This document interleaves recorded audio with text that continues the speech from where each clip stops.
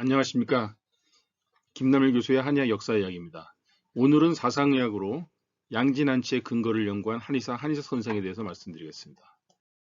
한의사 선생은 경기도 시흥군 출신으로 1970년에 대한한방의회 부회장을 하셨고 1971년에 대한한의사협회 부회장, 그 다음에 이제 그 한의신문의 초대 편집위원장을 하셨습니다. 그리고 또 이제 제3차 세계 친구학술 대회가 열렸을 때 준비위원회 부위원장을 역임하셨던 굉장히 이제 유명하신 분입니다. 근데 이분께서는 사상의학을 연구하셨습니다. 사상의학 관련된 연구 논문이 많이 게재되어 있는 것을 찾아볼 수가 있습니다. 그래서 이런 책을 쓰셨죠. 1991년에 양진안치를 논함. 이제 양진안치를 논하기 위해서 사상의학으로 양진안치라는 제목의 책을 내셨습니다. 그래서 사상의학을 가지고 양진, 이거 뭐 이제 양방적인 진단 방법을 이제 활용하는 것이죠. 그 한치라는 건 한의학적인 치료 방법, 그 탕액이나 아니면 그 여러 이제 제제 같은 걸 사용할 수도 있고 한약으로 만들어져 있는, 그 다음에 친구법 같은 것을 이제 활용할 수 있는 것이죠. 그러니까 양진안치라는 거는 이제 서양의학과 한의학을 어떻게 융합할 것인가에 대한 이제 그런 고려인데, 그것을 사상의학으로 이뤄낼 수 있다고 생각하신 것입니다.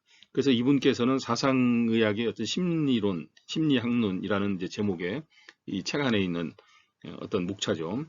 심리학자이면서 의학자인 히포크라테스가 이제 그 주장한 그 학설을 바탕으로 갈레노스가 사치액설이라는 걸 만들었다는 거죠. 사치액설. 그래서 서양의학에서는 굉장히 오랫동안 이것을 이제 활용을 했지 않습니까? 그 네 가지로 구별해서 하는 것을 이제 칸트가, 독일 철학자 칸트죠.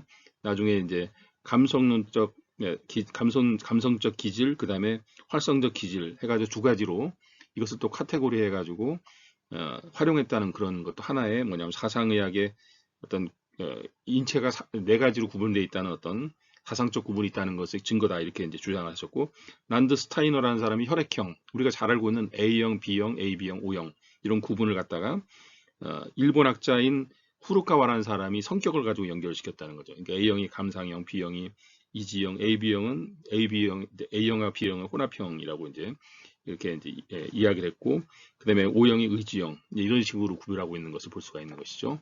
이것도 이제 네 가지라는 측면에서는 그 사상의학하고 연결될 수 있다라고 생각하신 것 같습니다. 그리고 이제 종교상으로 봤을 때는 그 성서에 나와 있는 뭐 길가에 떨어진 종자에 대한 비유, 뭐 이런 비유와, 두 번째가 암상에 바위 위에 떨어져 있는 종자에 대한 비유, 세 번째가 가시덤불에 떨어진 종자, 그다음에 옥상에 떨어진 종자에 대한 비유.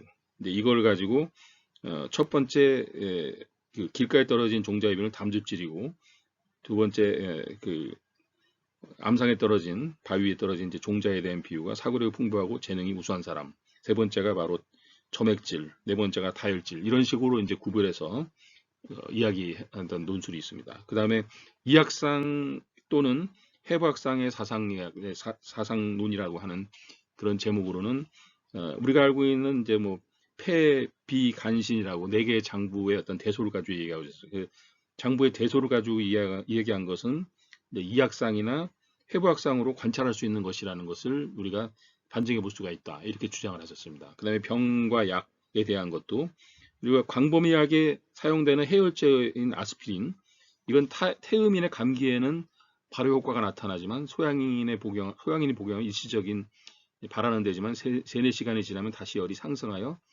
복용하기 전과 같은 불쾌감을 줄 때가 있다는 거죠. 그래서 기침을 일으킬 수 있다. 그다음에 소음인은 장기 복용하면 코피 또는 출혈로 허약해지기도 하고, 뭐 이런 것들은 본인께서 그리고 태음인은 연일 복용해도 아무 장애가 없다. 이거는 본인께서 이제 이 환자들을 보시면서 내린 결론이신 것 같습니다. 파두나 부자나 이제 인삼, 바나 같은 거는 소음인의 저용약이고, 오미자는 이제 태음인에게 쓸 수 있는 약이다, 이제 이런 주장을 하셨고요. 이제 음식물의 이제 적부적이라고 하는 이제 음식물을 가지고 이제 체질에 배당한 그런 내용이 되겠죠. 그다음에 결혼에서 일장일단이라는 거는 이제 사상 체질에서 결혼을 할 때 이제 뭐 소음인하고 소음인이 결혼하면 미남 미녀가 많이 나오고, 소양인하고 소양인이 결혼하면 성급한 자녀가 나온다, 이제 등등의 이런 식의 이제 주장을 하셨었습니다. 예, 그래서 1983년에는 동양의학이라는 학술 잡지에다가 사상의 우생학적 고찰이라는 제목의 논문을 발표하십니다. 이것은 뭐냐면 일종의 사상 체질의 장점을 잘 살리면 그 건강 관리 측면에서 이것을 활용해서 국민 건강을 증진시킬 수 있다. 이런 차원에서 말씀하신 것이죠. 그래서 이 태양인은 이제 드물다.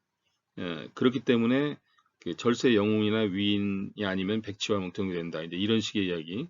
그 병은 별로 잘 걸리지 않는데 그런 식의 이야기를 말씀하셨고, 그 다음에 소양인은 사무에 민첩하고 법리에 명철하다. 법률가나 뭐 등등의 이런 것. 그 다음에 태음인 중에 유명한 정치가나 운명가, 수학자, 재산가가 많다.